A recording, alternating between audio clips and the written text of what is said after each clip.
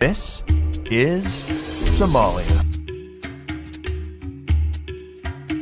Somalia's Milky Sea is the largest bioluminescent area in the world.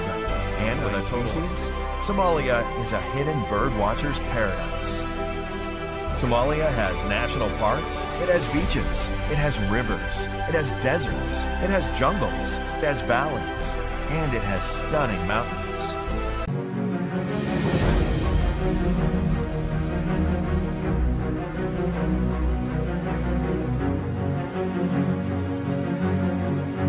This is Somalia.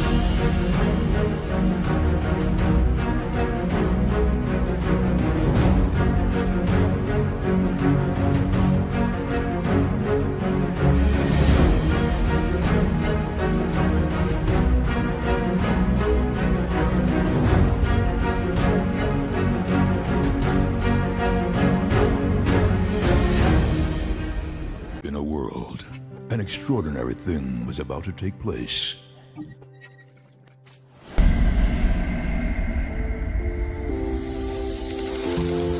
This is Somalia.